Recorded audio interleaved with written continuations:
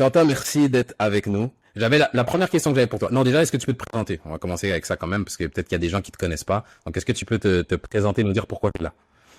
Quentin Westberg, 39 ans, marié, 4 enfants, euh, 20 années dans le football professionnel, quitté la maison à 13 ans, donc on va l'élargir à 25, à se lever et s'entraîner tous les jours. Activité qui s'est terminée relativement brutalement, officiellement, il y a 7 mois maintenant. Euh, Concrètement, il y a 11 mois.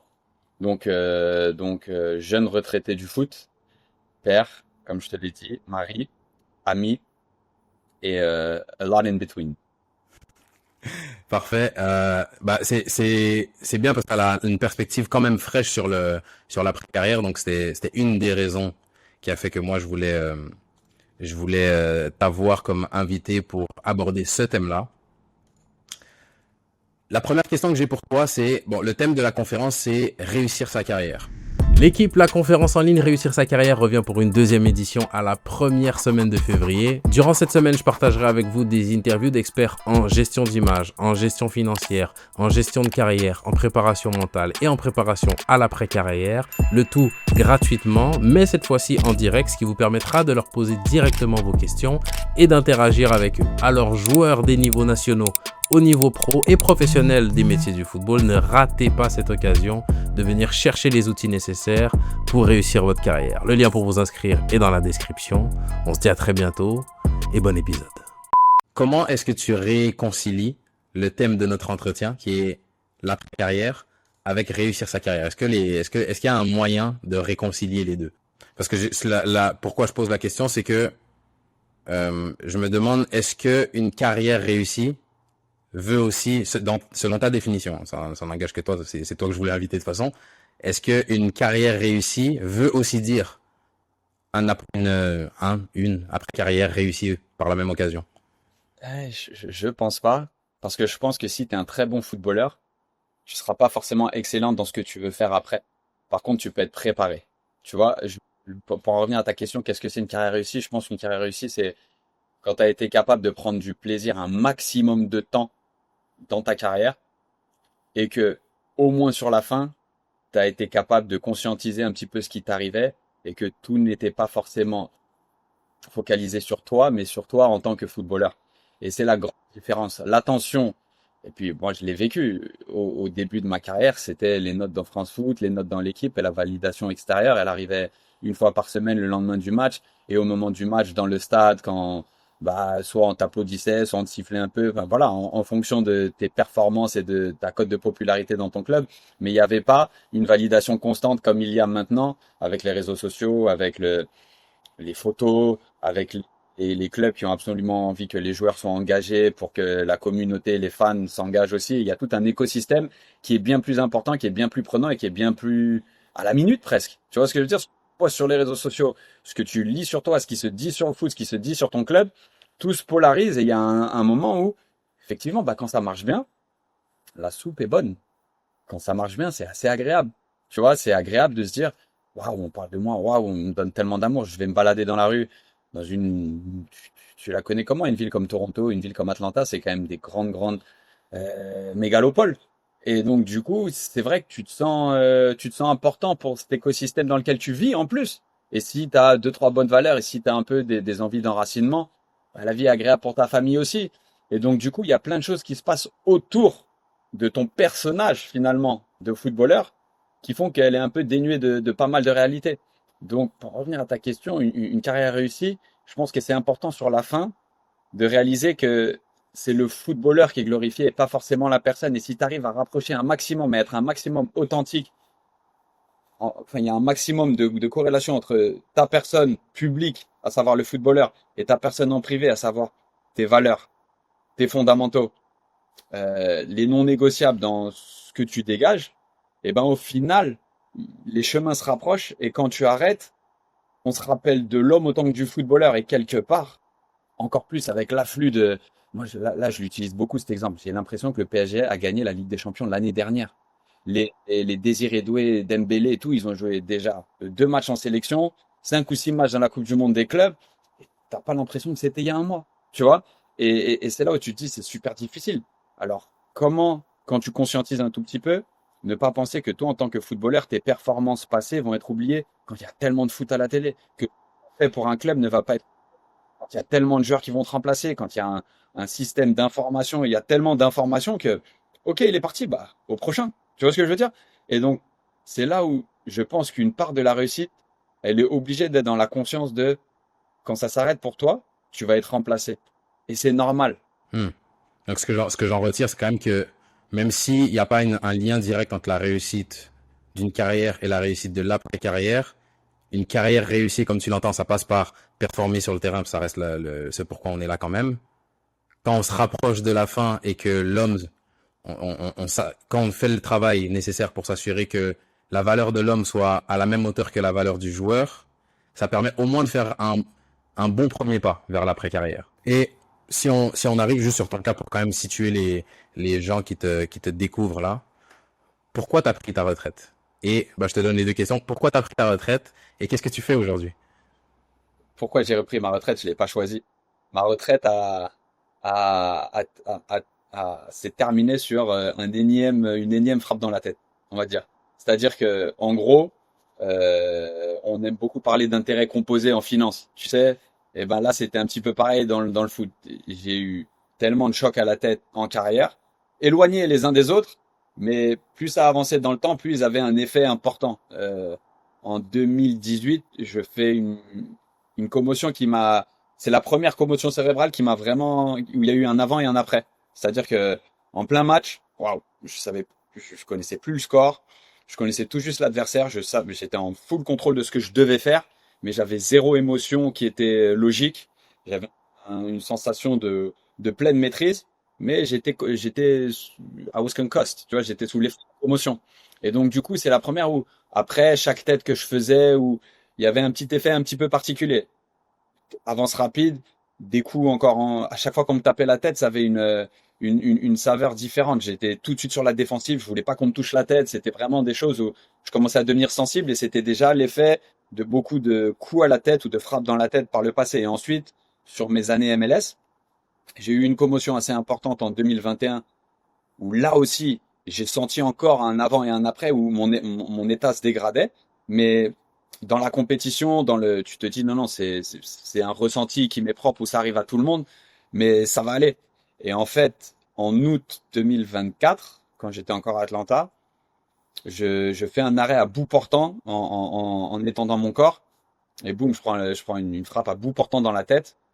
Voilà, 3 4 jours choqué, mais je retourne à l'entraînement. Je respecte le protocole commotion, mais des migraines très très importantes après celui-là. Ouais, 10 jours après, exercice de 3 contre 2 de vague, tu sais, à but rapproché. Et à bout portant, pétard dans la tête. Et là, tout de suite, j'ai senti, c'est celui de trop. C'est comme si mon corps était à côté. Et c'était, waouh. Et j'ai une espèce de larme qui coule comme, waouh, c'est celle de trop, tu vois. Je sentais, et en plus on en parlait avec les kinés parce que 2 semaines avant c'était arrivé. Je dis ouais, il faudrait pas que j'en reprenne une dans les 2 semaines. Allez, tu vois.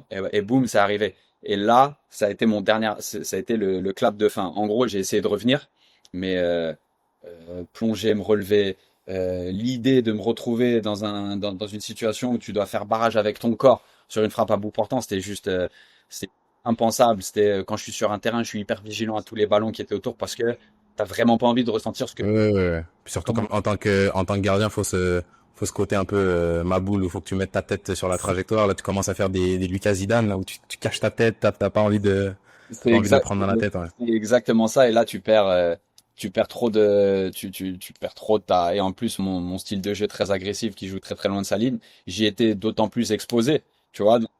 Donc en gros, ce qui s'est passé, c'est que j'ai essayé de revenir. J'ai un suivi accru avec une top équipe de neurologues, pardon, qui était sur Atlanta. C'est des soins que je continue encore maintenant à faire, mais au bout de 8 semaines, après m'avoir préparé après 4, après 6, le doc m'a clairement dit, Quentin, t'as encore le choix, mais je te recommande pas de reprendre la pratique du sport professionnel. C'est beaucoup trop dangereux.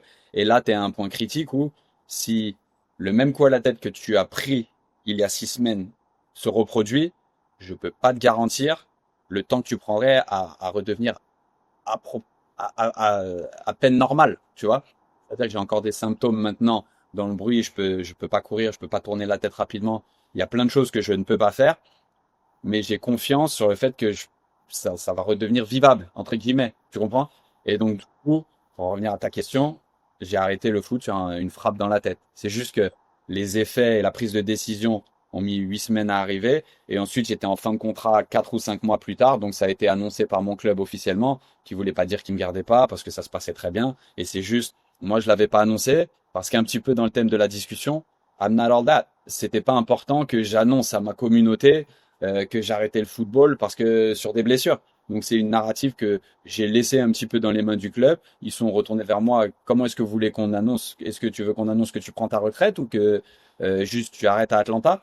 Ce que j'ai trouvé correct. Mais finalement, c'est à ce moment-là que je me suis dit waouh, faut quand même que j'informe les gens qui m'ont suivi tout ce temps-là, famille, mes amis. Avant ce poste, j'ai prévenu énormément de mes coéquipiers, des gens qui ont compté pour moi, pour qu'ils aient un peu l'impression ou que au moins moi, je me dise, t'as compté pour moi, je veux que tu l'entendes de moi, tu vois. Et donc c'est comme ça que c'est comme ça que ça s'est arrêté. Ok. Et qu'est-ce que tu fais aujourd'hui? Est-ce que tu as déjà retrouvé ton activité, le next step? Est-ce que tu es déjà dedans? Est-ce que tu es en transition? Ou est-ce que, pour que les gens sachent où est-ce qu'est Quentin aujourd'hui? Avec quel C'est, Quentin on parle? je suis complètement en transition et mon passage aux États-Unis, on va dire que mon mode par défaut, je me suis dit, bah t'arrêtes le foot, il faut vite retrouver un job, tu vois. C'est un peu le mode par défaut. Classe moyenne française, peu importe, ouais, qui va t'employer, comment tu vas gagner ton prochain salaire. Aux États-Unis, il n'y a pas de chômage, donc tu es à zéro. Et donc et c'est là où je me suis donné le temps, en fait, non seulement les 6 mois de janvier à juin, je voulais que mes enfants terminent leur année scolaire parce que ils m'ont tellement suivi, ils étaient tellement bien là où ils étaient que j'allais pas les bouger un changement d'école en milieu d'année. Et moi, j'ai profité de ces 6 mois et je profite encore maintenant pour couler les fondations pour mon activité future. Et mon activité future, c'est toujours le football, mais c'est de m'exposer un maximum en tant que retraité et plus en tant que joueur à d'une part le réseau que j'ai construit naturellement dans un premier temps et de deux à toutes les activités qui me semblent importantes pour devenir un expert par la suite. En fait, ce qui se passe, c'est quand les médecins en interne ont fait passer la note que je prenais ma retraite, il y a le vice-président qui m'a convoqué et qui m'a demandé si je voulais rester à Atlanta, si je pourrais être intéressé pour bosser au club. Et parce qu'il fallait avoir un poste qui se libérait. Le poste qui se libérait, c'est le Player Personnel Manager. C'est un petit peu le manager général de l'équipe réserve, en gros. Mais c'est quelqu'un qui fait énormément d'administratif, à savoir la relation avec la FIFA, avec la MLS, les relations contractuelles, suivre un tout petit peu le détail des contrats, les indemnisations de formation des joueurs, beaucoup de choses très très administratives. Et en fait, je me suis retrouvé en décembre à passer des entretiens pour le job que je n'ai pas eu parce qu'ils ont considéré qu'il fallait un profil plus législatif, c'est-à-dire un avocat. Ils ont pris littéralement un avocat pour faire ce job. Ce que j'ai compris, donc quand je reviens, je me suis entretenu avec le CEO et le vice-président, le nouveau directeur sportif, il dit on voudrait absolument te garder au club. Entre-temps, il ne s'est rien présenté au club parce qu'ils n'ont pas trouvé d'emploi pour moi. Néanmoins, j'ai eu la proposition par le directeur du centre de formation d'assister une des équipes de jeunes. Donc j'ai choisi les U14 parce que j'étais tous les soirs. En fait, j'étais tous les soirs au club parce que mon fils jouait avec les U13. Je me suis dit, je vais m'exposer aussi pas vraiment au coaching parce que je sais que je veux sans doute pas coacher, mais j'adore le foot. Donc, quitte à être là tous les soirs, autant aller aider. En plus, un coach que je trouve très prometteur, un coach qui adore coacher ces jeunes-là. Avec lui, j'ai fait énormément et c'était un petit peu un rafraîchissement. Moi, j'avais mon idée que ce que c'était par mon parcours. À 14 ans, tu as envie de devenir footballeur professionnel. 25 ans plus tard, qu'est-ce que c'est? Tu vois? Donc, j'ai fait un petit refresh button entre mes enfants, mais sur laquelle j'ai un peu une main parce que mon éducation, parce que les valeurs que je leur impose, elles sont non négociables aussi. Donc, c'est moi qui les façonne. Mais là, avec des gamins de partout, voir les dynamiques des parents envers les coachs, des directeurs du centre de formation envers les coachs, du leadership envers le directeur du centre de formation. Et donc, du coup, pendant 6 mois, j'étais en immersion totale sur qu'est-ce qui se fait dans une académie d'MLS, quels sont comment ça bosse ailleurs aussi, Et pendant ce temps-là, j'ai eu l'opportunité de passer un diplôme Talent ID. C'est-à-dire que c'est le diplôme de scout de la Fédé américaine en relation avec la MLS. Donc, je me suis retrouvé invité à la GA Cup, qui est le plus grand tournoi aux États-Unis où il y a tous les centres de formation des États-Unis qui font une espèce de coupe Gambardella, mais en miniature. Tu vois ce que je veux dire? En petit tournoi. C'est ça qui est bouclé sur une période, mais qui est un peu l'équivalent de la Gambardella, tu vois. Et en même temps, il y a des clubs étrangers qui étaient invités. Donc là, tu avais Eindhoven, tu avais Genk, tu avais Toulouse, tu avais Tokyo FC, t'avais des équipes d'un petit peu partout. Et là, en fait, j'ai passé ce diplôme de scout avec les scouts de l'équipe nationale américaine, des pros jusqu'aux jeunes. Donc du coup, j'étais en train de bâtir un petit peu des fondations sur la préfo. Et là, je me retrouvais à scouter les meilleurs joueurs du pays de U16 et de U18. Donc du coup, en 6 mois de temps, j'ai un petit peu identifié les meilleurs joueurs du pays, tu vois, et puis j'ai en fonctionné l'identification de talent d'une part de la ligue, la MLS, et de l'autre de la Fédé américaine, de voir un petit peu tous les process qu'ils avaient en marche pour les sélections U15, U16, U17, U18, U19. J'ai parlé avec quasiment tous les sélectionneurs, et en fait, j'ai vu les outils à disposition, les depth charts, tu vois, ils ont les joueurs classe de 1 à 8 pour chaque position. Bref, tu me demandes ce que j'ai fait pendant ce temps-là. J'ai passé ce diplôme. J'étais exposé d'un côté à un entraînement au quotidien avec des jeunes de 14 ans et dans le même temps, j'ai consulté aussi avec deux gardiens très prometteurs qu'on a à Atlanta qui s'entraînent avec la réserve, un 2008 et un 2009. Ils sont tous les deux internationaux. Et donc, du coup, j'assiste l'entraîneur des gardiens et l'entraîneur de la réserve avec les gardiens, tu vois. Et donc, du coup, je frappais dans la balle et tout, mais j'étais un petit peu un mentor, un grand frère pour ces tout en sachant les problématiques du club vis-à-vis de ces gardiens-là, les attentes, les problématiques des coachs au quotidien et les problématiques du gamin, à savoir, moi, j'étais à ta place. J'ai été jeune international, j'ai été jeune gardien avec les dents longues, j'ai été le mec un peu euh, mis en avant et j'ai été aussi un peu le mec qui devait être dans l'attente à des moments différents. Et donc, du coup, c'était leur apporter via un entraînement hebdomadaire, tu vois, un peu cette narrative de un discours différent. Donc, du coup, dans ce que je veux faire après, qui est la création d'environnement, qui est la création d'équipe, qui est le leadership, eh ben, je voulais vraiment savoir comment ça fonctionnait, comment étaient les gamins, comment étaient les coachs, comment étaient les dirigeants vis-à-vis du développement des joueurs et comment, dans un pays comme les États-Unis, on identifiait le talent. Tu comprends? C'était pour avoir toute cette information, parce que demain, tu me donnes un poste de manager général ou de directeur sportif dans un club de MLS, je sais la voie que je veux emprunter. Je sais comment je veux construire mon effectif, ou en tout cas, je sais que je veux m'appuyer sur des fondations solides. Mais les fondations, elles n'arrivent pas en fonction du caractère et du tempérament des joueurs sur lesquels je dépense beaucoup d'argent. J'aimerais qu'un club de MLS crée une génération de 92 un petit peu comme à Manchester United, où tu as Beckham, Scholes, les frères Neville, Nicky Butt, qui arrivent en même temps et qui pérennisent un club pour 25 ans. Parce que la culture du club était définie par la culture des joueurs de l'académie et pas par les stars qui arrivaient au compte-gouttes, pas par les joueurs clés ou par les joueurs phares. Tu comprends? Et donc, je trouve que c'est super important dans ce que je vais faire parce qu'en même temps, j'ai été exposé à des conversations où le directeur sportif m'arrête et il me dit, tu ferais quoi à ma place si, avec ces deux gardiens prometteurs? Signer les deux, j'en fais signer qu'un, est-ce qu'on peut se permettre? Et donc, le côté vision, le côté partage et le côté être exposé à des conversations qui vont être mon quotidien plus tard. Donc, si j'ai bien saisi, le job que tu vises, c'est le job de directeur général, directeur sportif, manager général. Est-ce qu'il y a un titre? En fait, ce pourquoi je pose la question, c'est on est 11 mois environ, 10 mois après l'arrêt de ta carrière officieusement, un peu moins officiellement. C'est de savoir est-ce qu'il y a une réponse claire aujourd'hui. Parce que ça, c'est un truc où c'est une question même que j'avais préparée pour toi. On s'attend souvent, en tant que joueur, à si tout se passe bien, j'ai pensé à l'après-carrière. C'est une des réflexions que toi t'as nourri avant même d'arrêter, pour que le jour où j'arrête, j'ai ma reconversion prête. J'ai le projet que je veux faire, pas j'ai trouvé un job en attendant, je sais déjà ce que je veux faire. Et là, ma question, c'est est-ce que toi, c'est le cas? Parce que peut-être que c'est potentiellement irréaliste de s'attendre à trouver son deuxième job de rêve, direct quand j'arrête le foot. Ah, clairement. Et en plus, moi, c'est pas un job de rêve. En fait, je voudrais me mettre sur la voie pour pouvoir être potentiellement CEO, président délégué d'un club. Tu comprends?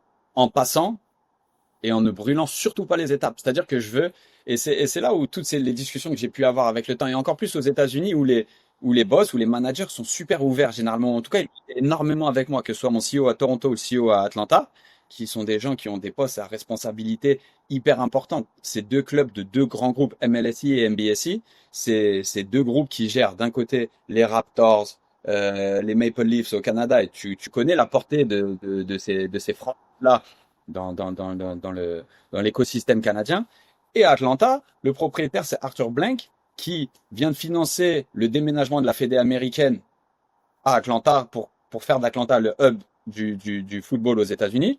Il est propriétaire des Falcons et il est propriétaire, ou en tout cas, il est exploitant principal du Mercedes-Benz Stadium, qui en plus des PGA Store, en plus des activités diverses qu'il a aussi, ce sont des groupes qui sont hyper importants dans le monde de l'entertainment, du sport aux États-Unis. Et donc, du coup, ils sont hyper ouverts avec moi. Ils partagent énormément de choses.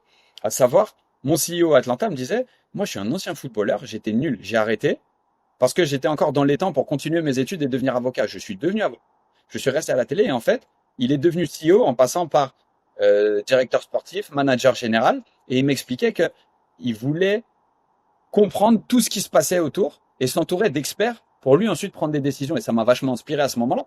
Et en fait, c'est juste choisir comment tu t'exposes à toutes ces discussions, comment tu t'exposes à tous ces experts. C'est-à-dire qu'il y a des CEO qui sont plus portés foot, portés sport, portés le côté très technique, et tu as des CEO qui sont portés plus côté législatif, côté business, tu vois, côté communauté même, presque, parce que c'est hyper important à savoir l'image de tous ces clubs dans une ville comme Atlanta, dans une ville comme Toronto, comment tu t'investis pour la communauté, pour les gens, habitants de ces grandes villes de 5, 6, 7 millions d'habitants, tu vois. Et c'est là où toutes ces discussions pendant et après ma carrière qui m'ont permis tu vois, de dire, en fait, je suis peut-être pas pressé. C'est vrai que si j'avais eu ce job, ça aurait pu être super parce que je me mettais tout de suite dans un échelon pour apprendre et potentiellement grandir avec le temps, comme je t'ai dit. Mais c'est un truc. Si je prends énormément de plaisir à être directeur de centre de formation MLS ou coordinateur sportif en France, j'ai pas je suis pas pressé. Tu vois, je suis dans tant que je peux créer un environnement, amener de la constance dans les comportements, amener dans la constance dans la vision, amener une influence et une vision des choses dans un board, dans une atmosphère de collaboration, c'est ce que je veux faire. Parce que je sais que c'est important de collaborer. Tu vois, c'est pas, je pense que les clubs et les organisations qui marchent le mieux, c'est qui ont des leaders qui sont ouverts à la collaboration et pas je suis le leader des leaders. Tu comprends? Et donc, et donc c'est là où, ben, pour moi, c'était hyper important de prendre le plus petit job au club, d'être employé à l'heure, tu comprends? Et sur l'échelle, de montrer, mais je pars tout en bas, j'ai accompagné les petits en tournoi, j'ai aidé la coordinatrice avec les lessives, avec la livraison de la nourriture. Parce que d'un côté, je savais que pour moi, j'aidais énormément les coachs qui disaient, les gars, il était pro il y a 3 mois, et là, il aide à porter la nourriture et à laver à laver vos équipements. T'envoies un message et j'utilisais le fait que ce soit si frais pour inspirer à ma petite échelle quiconque voulait bien regarder. Tu comprends? Et en même temps, je donnais vachement de force aux coachs quand eux disent respecte, dis bonjour, viens là. Donc là, t'es passé de l'autre côté. Comme je te le disais avant, bah moi je suis je suis en plein dedans aussi. Il y a l'après-carrière comme je le concevais il y a encore quelques mois. Et je voyais beaucoup le challenge financier, le challenge professionnel. Donc comme je te disais là, il faut que je nourrisse ma famille, donc il faut que j'ai un job et il faut pas que je devienne fou, donc il faut que je m'occupe. Même si j'ai pas besoin de cet argent-là pour nourrir ma famille parce que je suis un pro et que j'ai bien gagné ma vie et on a de quoi se retourner, il faut quand même que je m'occupe. Je peux pas glander pendant 8 mois, rester à la maison à rien faire. Je vais devenir fou, je vais devenir alcoolique. Il y a rien de bon qui va sortir de là. Maintenant que moi je m'en rapproche, je me rends compte qu'il y a une autre composante qui est ce challenge identitaire où il faut aussi se redéfinir et trouver qui on est hors du football. Donc la question qui découle de ça, c'est quand ça arrive dans ton après-carrière, le foot te manque, j'imagine, pour la plupart des gens.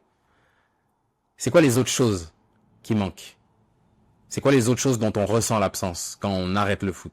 Pour quelqu'un qui n'y est pas encore et qui sache à quoi s'attendre. Parce que je pense que c'est un point important pour pouvoir appréhender un sujet, pour pouvoir appréhender une transition. savoir au moins à quoi s'attendre, ça permet de reconnaître les choses. Quand tu connais les étapes comment on dit, du deuil, c'est plus facile de passer au travers. Quand tu connais les étapes du développement de ton enfant, quand j'ai eu mon premier fils, on lisait des livres là-dessus, je me dis, je suis surpris, je suis fatigué, mais j'ai déjà vu ça quelque part, j'en ai déjà entendu parler, donc ça permet de mieux naviguer cette période-là. Donc ouais, est-ce que tu peux nous parler un peu de toutes les choses qui manquent quand le foot s'arrête? J'aime beaucoup ta démarche de trouver des solutions plutôt que d'identifier les problèmes et de parler que des problèmes. C'est hyper important et c'est la première chose. C'est euh, un peu comme une carrière, un peu comme une vie. Euh, Ton après-carrière, c'est pas un pic de dopamine, un petit peu comme l'est une carrière où tous les samedis, tu joues bien, tu joues moyennement, tu joues moins bien, t'es titulaire, t'es remplaçant et puis tac, tes émotions, elles fluctuent au gré de ta performance sportive.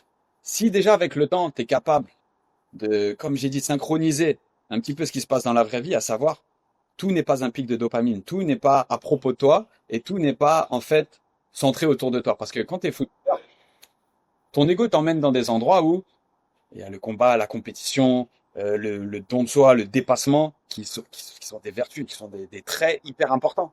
Mais à un moment donné, c'est le plus tôt possible, parce que je suis persuadé qu'il n'y a pas d'âge pour commencer, réaliser que c'est que des pics de dopamine, en fait, et que ça ne constitue pas exactement ce que tu vas vivre après, à savoir l'attention. L'attention que tu as quand tu es joueur, quand tu arrives au centre d'entraînement, que je t'ai dit, après 20 ans et terminé dans les clubs comme j'ai, où tu as des chefs qui te font le petit déjeuner que tu veux, où tu as un choix incroyable à la fin de l'entraînement, où tu as un directeur de la performance et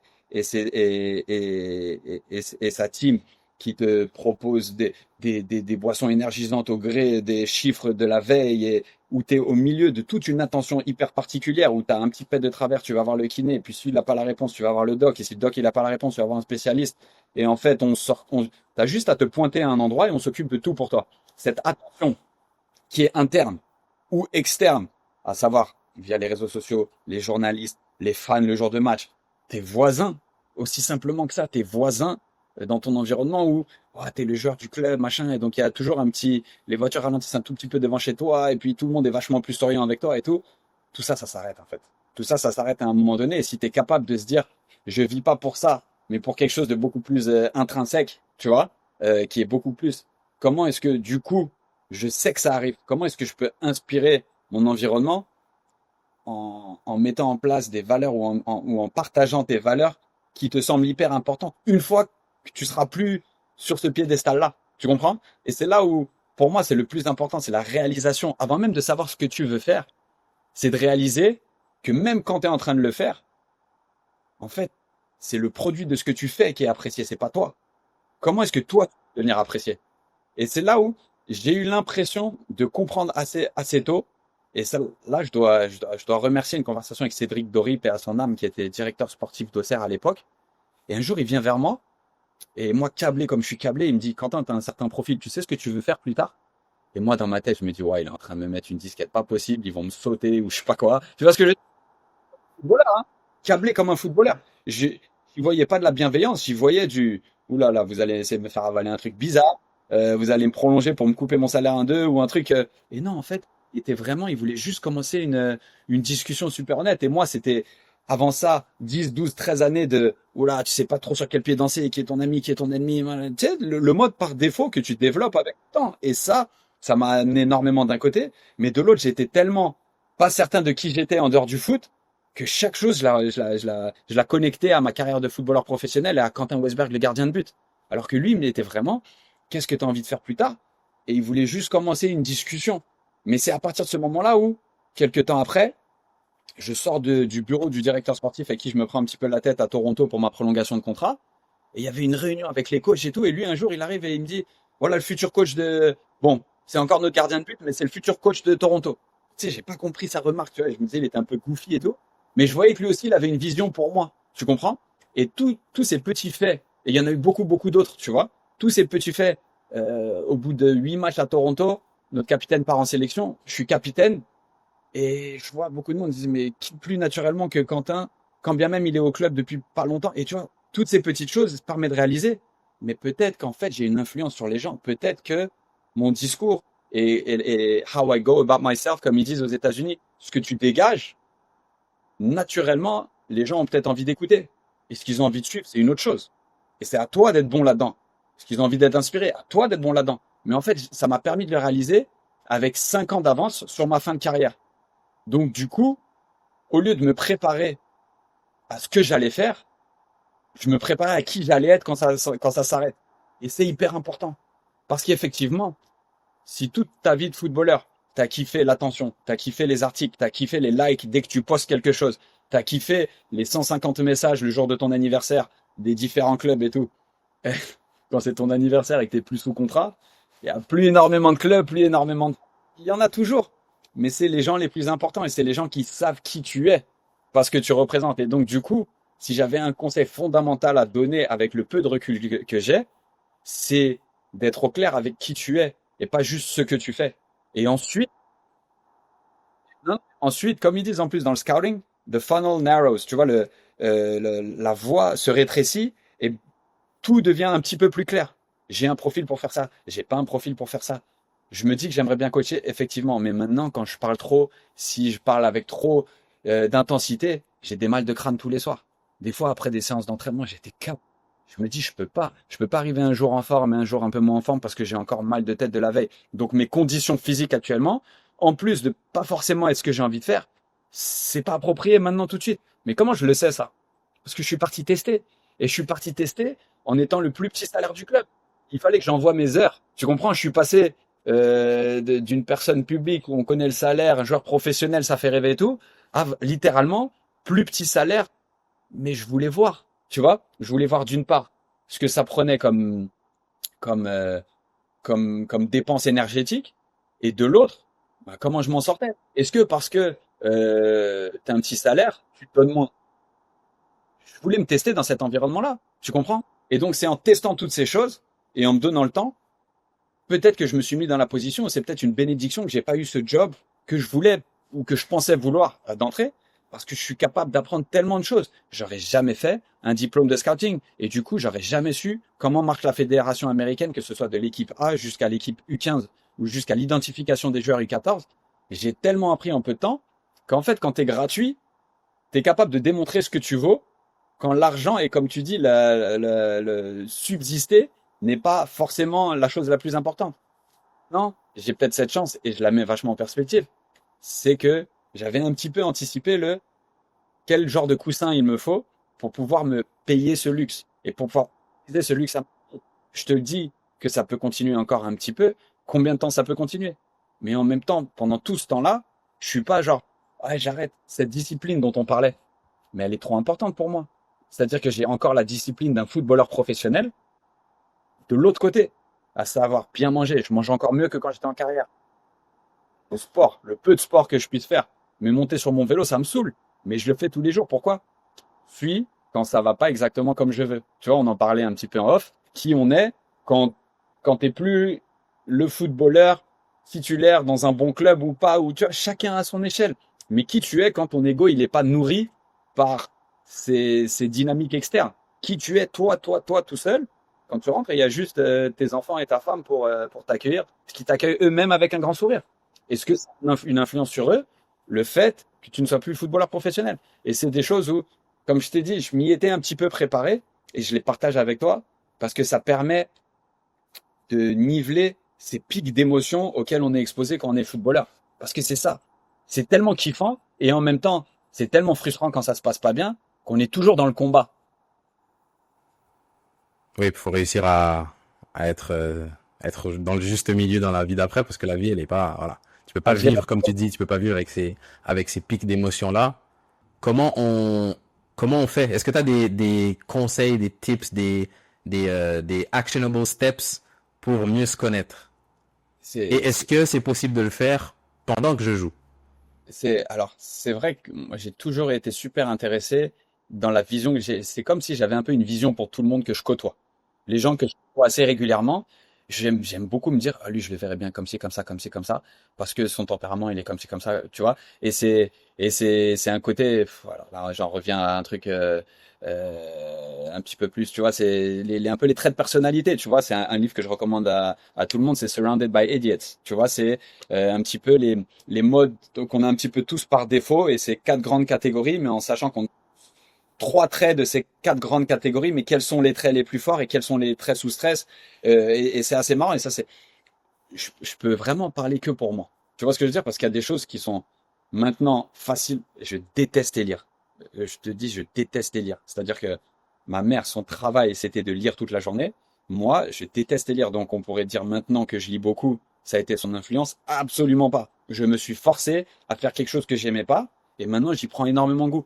Ça m'a énormément aidé. Mais je lis pas des romans. Je lis des choses qui m'inspirent. Des autobiographies, des livres dans le développement personnel, des livres sur le leadership. Et du coup, maintenant, je réalise que en 3 ans, j'ai lu 40-45 livres qui m'ont énormément apporté pour me comprendre moi. Pourquoi tu as ce genre de comportement? Pourquoi, quand Titi, tu as tout de suite envie de répondre, et est-ce que tu peux faire mieux? Je pars du principe qu'on peut tous changer si on se dit qu'on peut changer. Tu vois? C'est, est-ce que on peut, si j'avais un livre à conseiller, c'est Mindset. Et est-ce que tu es dans un fixed mindset ou dans un growth mindset? Et en fait, on t'explique les deux choses. Et c'est là où tu réalises, tu as énormément de gens qui se disent, je suis comme ça, je peux pas changer. Ah ouais? Ah ouais? Et donc, du coup, moi, je suis parti du principe que je peux changer, en fait. Donc, qu'est-ce que t'aimes pas chez toi? Et en même temps aussi, qu'est-ce que tu aimes chez toi? Parce qu'on part du principe qu'on n'a que des défauts. Pas du tout. On a aussi des qualités. Qu'est-ce que tu remarques que les gens aiment chez toi? Et un jour, je me rappellerai toujours, Birama Touré, numéro 6 avec qui j'ai adoré jouer, on partageait cette passion pour le Barça à Auxerre. Et un jour, il a dit à un mec, on rentrait au vestiaire, et il disait, AQ, c'est abusé. Même quand toi, tu fais un arrêt, tu nous donnes l'impression à nous que c'est grâce à toi, ou c'est grâce à nous que tu as fait l'arrêt. Et à ce moment-là, je me suis dit, putain, j'ai réussi à transformer ce leadership directif et tout, hein. En fait, les mecs, ils ont envie de se taper pour toi. Et c'est pas fait pour tout le monde. Mais tout d'un coup, au lieu d'avoir un ou deux mecs qui se tapent pour toi, t'en avais 10 ou 15. Et bizarrement, quand tu arrives dans un club en numéro 2, tu te retrouves à tout le temps devenir numéro 1. Et puis c'est entre guillemets des super pouvoirs que tu développes et tu deviens un expert là-dedans. Et en fait, c'est à chacun de trouver ça. Moi, la manière qui marche pour moi, c'est être super curieux. C'est m'inspirer de gens dont j'ai l'impression qu'ils font les choses bien. Et Ça, des c'est fois, la manière dont toi, tu te développes ou c'est la manière dont toi, tu apprends des choses sur toi? Parce que j'ai l'impression que c'est quand même ça le, tu sais, je pense qu'il y a 1000 manières d'avancer et de progresser. Pas 1000 manières, mais il y a 1000 sources d'inspiration pour ça, en tout cas.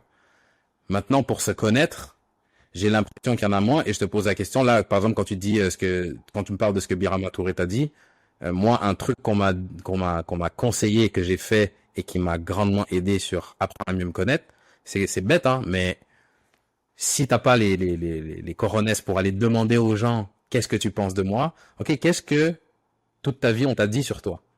Toutes les choses, depuis que t'es tout petit, qu'est-ce qu'on t'a dit? Qu'est-ce qu'on t'a dit? Qu'est-ce qu'on t'a dit depuis que t'es tout petit? Depuis que t'as 5 ans, on a tous des trucs où on se dit, attends, moi quand j'étais petit, mes parents ils me disaient tout le temps, ah lui, Paul c'est le un de la famille. Ah Paul il est drôle. Ah Paul il parle tout le temps, Paul il veut jamais se taire. Paul dès qu'il y a un truc, c'est lui qui décide. Ah Paul il a la tête dure. Ah Paul il est et en comment dire, en faisant des pas comme ça, moi par exemple, c'est des choses qui m'ont aidé à réaliser certaines choses sur moi. Ah, il y a telle étiquette. Telle étiquette, je l'aime bien. Telle étiquette, ah, j'aime pas trop quand on me dit John, il est comme ça. Mais du coup, il y a 15 personnes qui m'ont dit que John, il était comme ça. Donc, soit je le change. Dans tous les cas, il faut que j'accepte que John, il est comme ça. Non, je suis pas têtu. Non, je suis pas têtu. Non, je suis pas têtu. Ah, si, il y a 20 personnes qui te disent que t'es têtu. Peut-être que quand tu dis que t'es pas têtu, c'est une preuve que t'es têtu. Tu vois? Donc, c'est pour ça un peu, je cherche des actionable steps pour quelqu'un qui écoute, qui se dit, ok, je vois l'après-carrière qui va venir. Au final, si Quentin me dit il faut que tu fasses ça pour prouver ce que tu vas faire dans ton après-carrière, en même temps, je me rends compte que il est aussi en train de me dire que c'est chacun sa route, que chacun va avoir son propre cheminement. Par contre, ce que tout le monde va devoir faire, c'est réaliser qui t'es et partir de là. Ah, peut-être qu'elle est là la première étape. Et c'est pour ça que je creuse là-dessus sur tu comment je fais, fais du coup. tu fais super bien parce qu'en fait, là, même moi, tu m'aides dans ta question à savoir, OK, qu'est-ce que je peux faire pour, pour commencer à faire mieux? Et tu vois ce que tu disais, les étiquettes, c'est marrant parce que dans tous les livres d'éducation, de développement personnel et tout, te dit il faut surtout pas donner d'étiquette aux enfants parce que ils sont pas encore câblés pour réaliser je peux en sortir de cette étiquette. Donc c'est pour ça que quelque part tu me confortes un petit peu plus dans le je peux toujours grandir, je peux toujours apprendre et je peux toujours. Et tu sais, on a grandi dans un environnement où oh, t'as changé, tu sais, c'est la pire des critiques. Oh, t'es plus. Et avec le temps, tu te dis mais franchement, j'ai changé, j'ai décidé de changer, c'est mieux. Je décide de pas faire X choses. Je décide de pas. Ouais, tu me proposes du soda, je veux pas en boire. Oh, t'as changé. Je veux plus toucher d'alcool. Tu sais, chacun a sa raison, chacun a sa motivation pour quelque chose.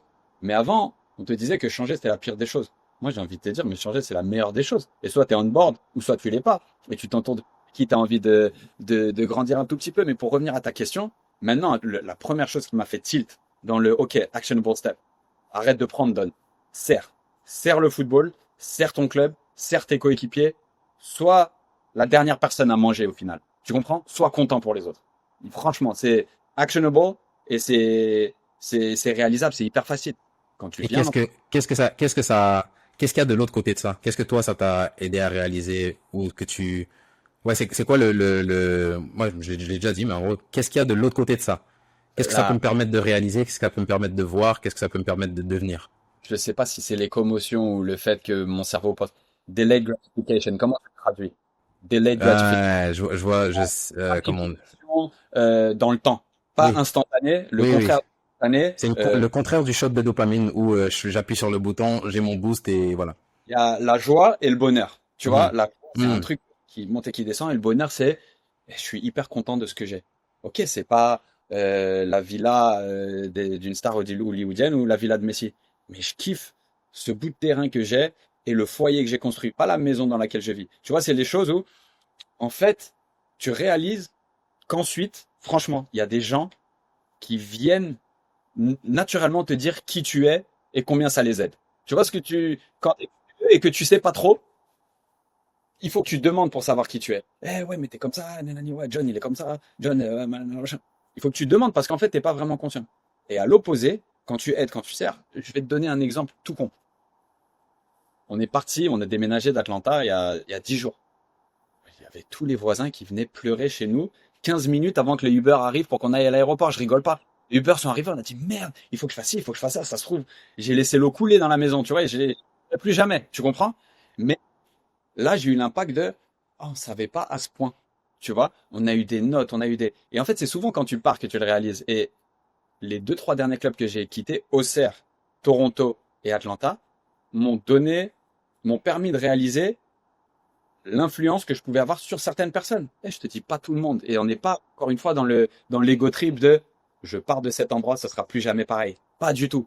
Mais tu réalises et que ça passe par le janitor, tu vois, la personne qui aide à ce que le building soit le plus propre possible, au cuisinier, au coach, jusqu'au CEO. Tu vois ce que je veux dire? J'ai besoin d'une recommendation, d'une lettre de recommandation. Combien de temps il va faire pour la mettre? Ouais, je recevais des emails à 11h30. Tiens, c'est une ébauche. Est-ce que ça va t'aider? Tu sais, je dis, soit il est super gentil, soit j'ai fait les choses. Tu comprends? Pour me dire, ok, c'est pas un job que j'aurais voulu, mais tu sens qu'il y a une certaine urgence à faire quelque chose de bien pour toi. Comment ça se fait? Et là, tu te poses 2 minutes, tu fais, j'ai dû me comporter correctement. Qu'est-ce qui se passe de l'autre côté? Tu me demandes. Tu prends le téléphone. Hey, excuse-moi, ça te dérangerait pas qu'on fasse un call pour que tu m'expliques exactement comment ça fonctionnait et tout? Tu sais, je me suis retrouvé à faire des zooms avec mon ancien président, avec des directeurs sportifs, avec des trucs comme ça, juste par curiosité pour moi, et je pouvais leur poser toutes les questions que je voulais. C'était avec grand plaisir. Comment je peux t'aider? Je me dis, est-ce qu'il est comme ça avec tout le monde? Ou c'est parce que peut-être je me suis comporté d'une telle façon pendant il y a 3, 4 ans que même j'en ai voulu. Mon président à Toronto, il m'a dit au revoir. Là, on range la vaisselle. Tu sais, tu vas manger de la vaisselle. Il m'a dit merci pour tout ce que tu as fait pour le club. Salut, littéralement. Oh, sur le moment, je dis, ah ouais, on t'a rempli des stades en une demi-heure et tout. Et ah ouais, tu vois, c'est dur.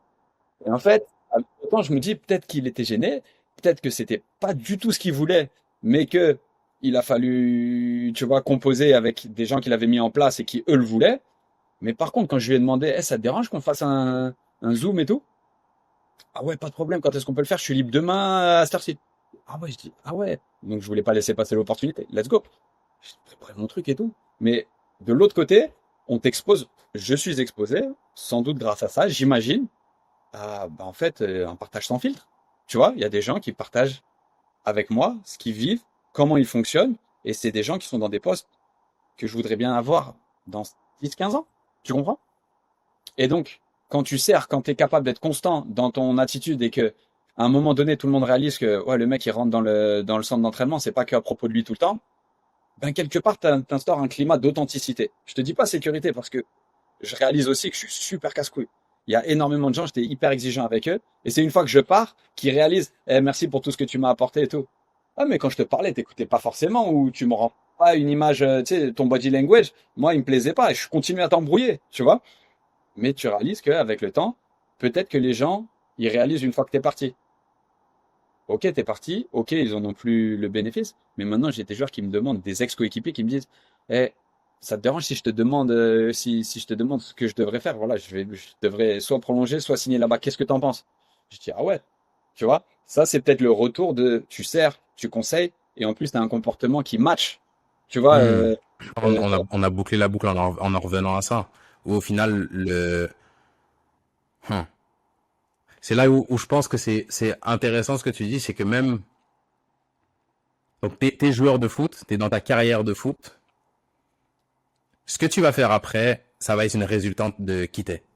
On va dire que c'est ce que tout le monde dit dans le monde. Bah, j'aime bien écouter les podcasts, le monde du business, etc. Le meilleur investissement que tu puisses faire, c'est un investissement en toi et développer tes compétences, mieux te connaître, ça t'aide à être une meilleure personne, une meilleure version de toi-même. Et comme tu dis, il y a le joueur de foot, donc il y a des relations, il y a des interactions qui sont liées autour de est-ce que je suis titulaire, est-ce que je joue, quand je marque, est-ce que les gens y viennent, il y a tout ça qui est autour du foot, mais là où je me dis que même quelqu'un qui se dit, vas-y, moi j'ai pas envie d'entendre parler de ça, même cette personne-là, elle est confrontée au fait que on a tous une réalité sur le terrain et une réalité juste à côté, dans le vestiaire, quand on arrive sur le terrain.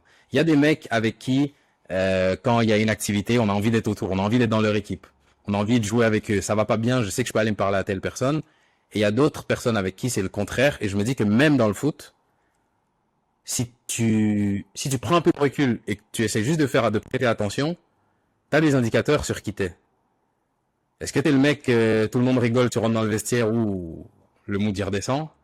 Est-ce que t'es le mec, dès que tu rentres dans le vestiaire, il y a trois, quatre personnes qui ont envie de te parler, qui ont envie de te raconter un truc. Est-ce que t'es le mec qu'on appelle le soir ou qu'on ignore? Est-ce que, et c'est même pas pour dire qu'il y en a, il y a une chose qui est bonne et l'autre qui l'est moins, mais c'est juste que t'as des indicateurs sur qui t'es. de ouf. Et comme on en revenait à ça, ce que tu dis, c'est, bah, quand t'arrives dans un club et que, bah, tu t'arrives avec un anglais 4 sur 10, maintenant ton anglais il est 6 sur 10, et on dit, attends, le capitaine il est parti, qui est-ce que on veut mettre capitaine? Ah, mais c'est lui, clairement. Ah, là t'as un indicateur. Et je pense que, ouais, ce que tu, au final le thème c'était l'après-carrière, on en a parlé, mais je pense qu'au final on t'a peut-être posé la base, la fondation pour bâtir son après-carrière qui est investir en toi, mieux te connaître, et puis bah essayer si tu peux le bâtir en même temps que tu joues au foot, bah tant mieux, sans sacrifier ton rêve, sans sacrifier ton ambition, sans sacrifier tes objectifs. Et si ça peut pas se faire pendant, ça se fera après. Mais j'ai peut-être même envie de dire que tu le veuilles ou non, t'as pas le choix en fait. Si tu le fais pas, bah on arrive sur une, tu vois, on en revient à ma première question qui était, c'est quoi une carrière réussie, où tu me disais, bah il y a des émotions, il y a de la performance, etc. Quand tu arrives à la fin, l'homme est aligné avec le joueur. Et je me dis que s'il n'y a pas cette composante-là dans ta carrière qui est réussie ou pas, bah ton après-carrière il est foiré, tout simplement. Tu vas rebasculer sur autre chose, tu feras autre chose. Vivre après le foot, ça tout le monde est obligé de le faire. Mais est-ce que tu es bien dans tes baskets? C'est là où à mon sens il y en a qui réussissent, il y en a qui réussissent pas. Et j'ai fait mon monologue, mais j'avais quand même Oh, c'est une top. question à savoir est-ce que toi il y a des choses que tu as trouvé difficiles émotionnellement dans cette après-carrière là? T'es fort. En tout cas, t'as vraiment bien résumé parce que euh, c'est ça. C'est vraiment ça. Parce qu'il y a des choses, bien sûr qu'il y a des choses difficiles. Euh, je- je- mais j'en fais pas une fixette, en fait. Pourquoi? Parce que je suis tellement, déjà sur comment je peux grandir, qu'est-ce que je peux faire pour être meilleur. Et pour être meilleur pour moi maintenant, c'est plus faire les arrêts, c'est plus être constant à l'entraînement, c'est plus faire gagner mon équipe, que ce soit à l'entraînement, en match, c'est plus être. Euh, mais tu peux toujours être meilleur. Tu vois, tu peux bien faire les choses autrement. Tu vois, c'est quand quelqu'un te demande un conseil ou quand on te demande un avis ou quand quelqu'un même te pose une question qui te saoule dans un moment où t'as pas le moral. Comment je réponds à cette question? Comment est-ce que j'arrive à prendre une inspiration et à pas partager mon émotion du moment sur quelqu'un qui n'a rien à voir et qui est peut-être pas à ton niveau, tu le considères, le niveau de la question n'est pas au niveau des standards que tu te fixes, mais comment est-ce que tu peux quand même pas nécessairement remettre cette personne à sa place, mais lui faire comprendre avec calme, avec que sa question n'a pas de sens. Tu vois, tu peux être meilleur à chaque moment de la journée. Quand, moi je le sais, mais les fins de journée sont difficiles avec les symptômes et tout. Il y a des soirs où je m'endors et je me dis, j'aurais dû être meilleur avec mes filles qui sont juste trop fans de moi, tu vois, je suis leur papa, et qui disent papa, papa, papa, papa toute la journée. Et quand à 20h30, t'as un mal de crâne pas possible, t'as dealé avec, comment est-ce que je peux rester calme? Parce que elles le savent, mais elles s'en foutent. Tu vois, elles s'en foutent. C'est normal. Tu comprends? Donc, en fait, tu as l'opportunité tous les jours d'être meilleur. Sauf qu'effectivement, quand tu es dans le foot et que tu es bon et que tu es le meilleur, tout le monde le sait. Ou il y a un écosystème autour de toi qui fait que tu le sais. Tu vois, quand tu arrêtes le foot, est-ce que tu as toujours envie d'être le meilleur? Est-ce que tu es toujours? Ou est-ce que tu aimes juste l'idée d'être le meilleur, mais t'aimes pas le grind? T'aimes pas mettre en place les trucs relous? Moi, j'aimais trop dire à mes petits, on sait que vous avez des qualités et que vous aimez les choses, faire les choses que vous faites bien. Mais comment tu t'y prends avec les choses que tu fais moins bien? Je te prends un exemple, il y a un petit défenseur, il avait une super relance, très fort dans les airs. Franchement, à 14 ans, vraiment, mais je l'avais identifié. C'est un mec qui prenait des raccourcis pour tout. L'équipe perdante fait 10 pompes. Je le regardais, il faisait 3 pompes et demie. Je dis, oh, les 10 pompes, c'est comment? Clairement, les maths, c'est pas ton truc. Si, si, j'ai fait les 10. Et, et c'est là où je rigole. Et je dis, le gars, il prend un raccourci, il sait ou il sait pas, mais lui, son mode par défaut, c'est, si je conteste, machin. Donc, comment est-ce que je peux l'aider? Est-ce que j'appuie? Non, j'ai regardé, t'en as fait que 3. Ou je dis, ah, ok. Ah, bah, tu les as fait vite, tu sais, tu rigoles, tu fais un moment de détente. Et ensuite, le petit, tu le prends à part. Et tu dis, écoute, j'ai cramé, t'es un défenseur central, tu détestes défendre en 1 contre 1. Tu attends que tout le monde arrive, tu recules jusque dans les tribunes s'il faut, jusque dans ton but, mais t'as pas envie de te faire taffer. Eh, tu sais quoi? Et en fait, je partage avec lui, la partie développement personnel, à savoir, eh, 1 ou 2 step back, tu vas te faire humilier 2, 3 fois aux entraînements, mais tu vas développer une qualité qu'il faut que tu aies si tu as envie. Là, tes relances et ton jeu aérien peuvent t'emmener. Parce que si tu es capable de voir des passes, de gagner des duels incroyables dans les airs, mais qu'après, à chaque fois, en 1 contre 1, tu te fais laver, down the road, à un moment donné, et des fois c'est tard, et des fois tu crois que tard c'est tant mieux parce que tu vas signer pro, mais tu vas y être exposé. Donc tu vois, la merde que tu laisses pousser dans ton jardin, à un moment donné, il va falloir que tu t'en occupes ton jardin, et quand là, pousser qu'elle est là, c'est plus facile que quand il y a des herbes mortes, limite il y a des arbres pourris qu'on poussé et qu'il faut défricher, tu vois. Et là, tu perds un temps monstre, tu vois. Et donc du coup, c'est identifier ça, tu vois, c'est comment tu fais ce que t'aimes pas faire, tu vois. Et c'est là où après ok, je sais que ça passe par un grind, je sais que ça passe par des moments relous, mais du coup, tu vois, tu ratisses tellement large que bah, tes émotions, elles sont moins hautes, les pics, ils sont moins bas, tu vois, et que effectivement, ton après-carrière, elle va pas t'amener les émotions que ta carrière t'amène. Mais comme on dit en anglais, it's the trick of the devil. Tu vois, quand tu crois que toute ta vie, tu sais, ça va être moi en haut de l'affiche. Quand j'entends et quand je vois des mecs qui se plaignent de eh, sur la campagne d'abonnement, je suis pas en photo, c'est un truc de ouf. Pourtant, moi j'ai mis les vues, lui, il aimait pas les vues. Moi, putain, tu vois? Et c'est là, comparison is the thief of joy. La comparaison est cause de joie, tu vois? Et le truc, c'est que si t'es comme ça en carrière, mais après, quand tout s'arrête, quand t'as fait ton thank you message et tout, je les vois, moi, les mecs qui sont encore, tu sais, qui ont retraité depuis pas longtemps ou depuis longtemps, et qui refont tous les ans le même post sur la photo d'eux en train de soulever un trophée et tout, machin. Et quelque part, j'ai mal pour eux parce que je sais ce qu'ils vivent. Tu vois, c'est cette attention et cette soupe était tellement bonne que j'ai du mal à m'en détacher. Non, next. Comment est-ce que tu peux Et, ça? ouais, et Comment? puis tu vois, tu parles d'attention qui vient de l'extérieur, mais moi, ce qui me parle dans ce que tu dis, c'est encore une fois, c'est l'attention, là où toi, ton attention, elle est. Tu vois, quand tu me dis que euh, je t'ai posé la question, est-ce qu'il y a des choses qui sont difficiles? Avoir une énumération. Et en gros, ta réponse est oui, il y a des choses qui sont difficiles, mais je focus pas là-dessus. Parce que si je focus là-dessus, bah la vie elle va être compliquée. Si je focus là-dessus, mon quotidien il est pénible. Si je focus là-dessus, je me rappelle tout ce qui me manque prend de l'ampleur. Tandis que si je suis focus sur d'autres choses, des nouveaux challenges, tous les domaines sur lesquels j'ai à gagner, tous les domaines sur lesquels je peux être 1% meilleur aujourd'hui, bah mon expérience elle est tout autre. Et ça, c'est un truc, limite tu me le dis et je trouve ça cliché, mais en parallèle, je sais que c'est vrai pour un joueur de foot. On le sait tous. Le coach, il a une attitude bizarre avec moi. À partir du moment où mon attention, elle est focus là-dessus, t'as perdu. Tout le monde le sait, j'ai perdu. J'ai perdu. Mes coéquipiers me parlent mal. Tout le monde est contre moi. Mon président est contre moi. Mon directeur sportif est contre moi. Mon coach est contre moi. Tout ça peut être vrai. À partir du moment où mon attention est focalisée là-dessus, c'est là où j'ai perdu. Parce qu'on a des exemples de mecs qui étaient dans ces situations-là et qui ont décidé de pas focaliser leur attention là-dessus et qui s'en sont sortis. Et c'est là où au final, le truc cliché, bah, comme souvent, les choses clichés sont quand même vraies. Et tu vois, comme je t'ai dit, j'avais posé la question et je m'attendais à une énumération pour que quelqu'un qui écoute se dise, ah ouais, il y a ça, ça, ça, ça, ça. Mais le fait est que, peu importe, il va y avoir des trucs compliqués à vivre et peu importe, il va falloir y passer. Et bah, t'as raison, ou la solution, c'est si ton attention elle est focalisée là-dessus, si t'as pas une mission qui te parle, si t'as pas un objectif sur lequel tu te focuses, qui te pousse vers quelque chose de positif, ah, tu vas être malheureux. Mais t'as complètement, en fait, et je vois que c'est devenu mon mode par défaut. Parce qu'après, si tu penses, regarde, tu t'embrouilles avec ta femme. Et que tout d'un coup, à partir de ce moment-là, tu te mets à penser à toutes les choses qu'elle fait mal. T'arrives dans un truc.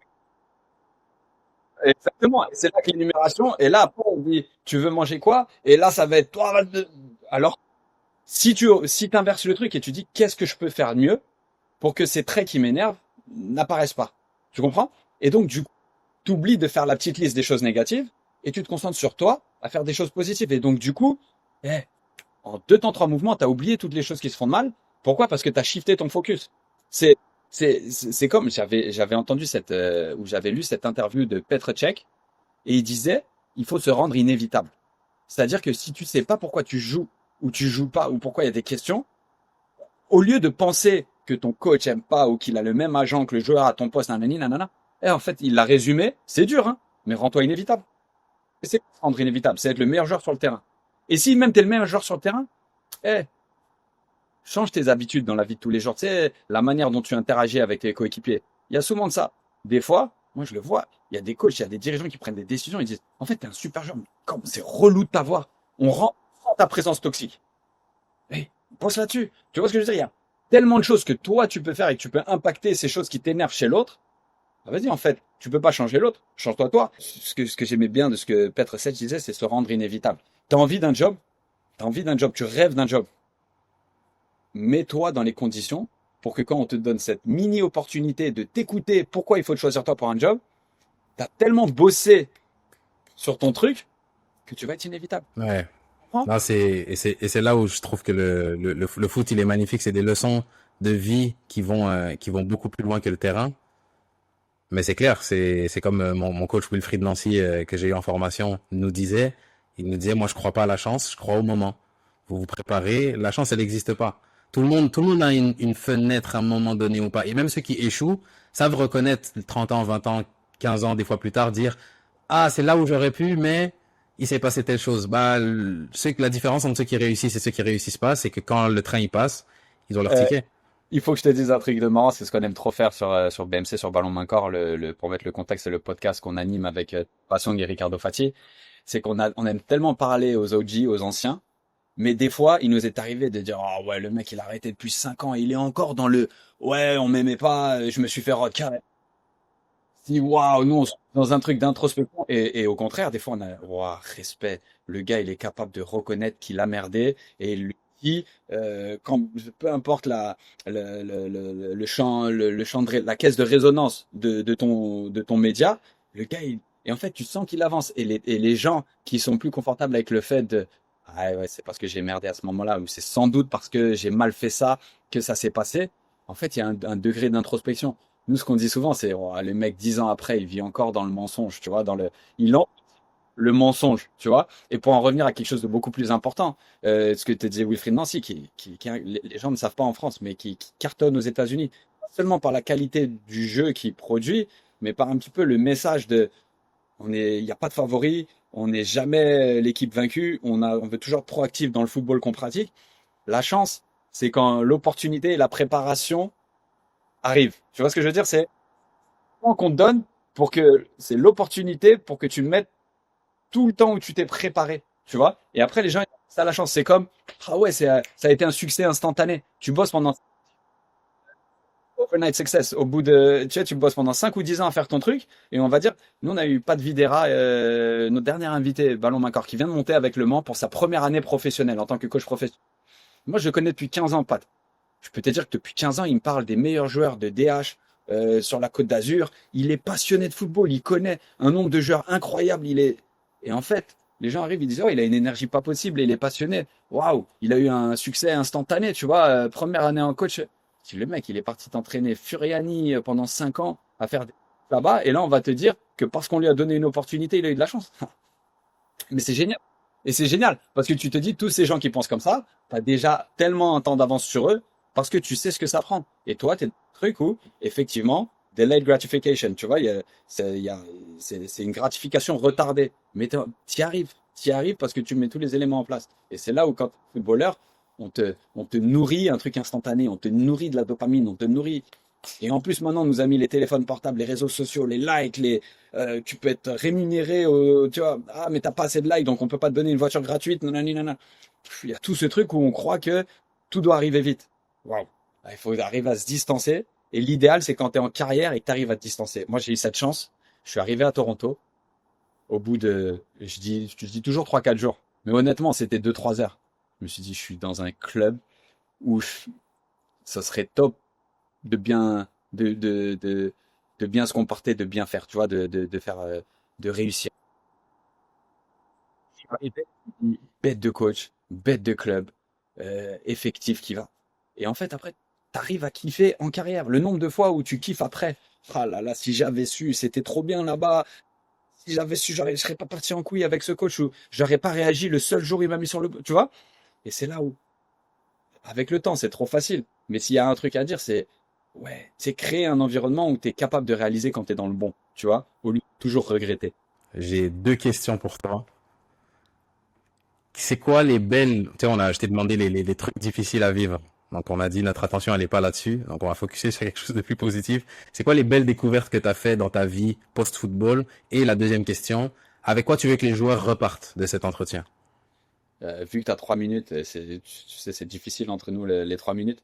Les belles choses, c'est être maître de son emploi du temps pour la première fois depuis 30 ans. Tu vois, depuis 5 30 ans, va à l'école là, entraînement, il faut que tu portes cette couleur à l'entraînement. Enfin, tu vois, depuis Clairefontaine où je repense, où tu as une deadline, la reprise, c'est à cette date.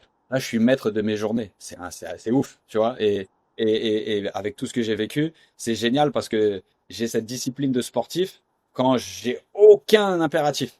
Et là, je kiffe. Et vraiment, je kiffe parce que je demande, tac, je me divertis. Quand je veux lire, je lis. Quand je veux avoir des rendez-vous, j'ai des rendez-vous. Quand je veux chiller, je chill. Tu vois, et c'est génial. Ça, c'est franchement la chose que je préfère. Tu vois, parce que je me suis câblé depuis le temps à, à justement savoir que je vais jamais glander. Tu vois, je vais jamais rien faire pendant une semaine. Jamais rien faire pendant un jour. Tu vois, donc, mais après, à chacun sa définition de faire quelque chose. Quand tu lis un livre inspirant, tu fais quelque chose. Tu regardes une série Netflix et que tu fais un marathon, là, il y a débat. Il y a débat. Tu fais rien, il y a débat. Qu'est-ce que je voudrais? Franchement, ne pas se comparer. La comparaison est voleuse de joie. Vraiment, c'est la première chose. On a chacun au chapitre 1, au chapitre 2, au chapitre 3, chacun son timing. Et effectivement, à un moment donné, c'est pas chercher la joie, mais chercher le bonheur. Tu vois, pas chercher les trucs qui viennent et qui partent, mais se dire comment est-ce que je peux servir et être leadership par le service. Tu vois, et quand je dis leadership, t'es pas obligé d'être un boss pour être un leader. Tu peux être juste un leader pour ta famille. pour les gens qui t'entourent. Tu peux juste être un bon voisin ou créer un environnement où, comme tu dis, quand tu arrives dans le vestiaire, c'est pas tout le monde se tait. Ou tu vois, t'es pas obligé d'être le mec marrant pour être apprécié.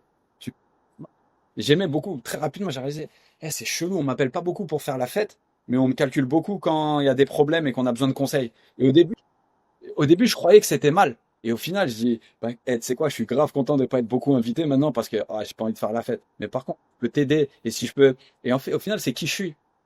T'as capté? Et donc, c'est être en paix avec son identité et surtout la renforcer. Tu vois, on peut toujours grandir. Et c'est pas parce que tu as été un style de joueur que tu vas être un style de personne post-carrière.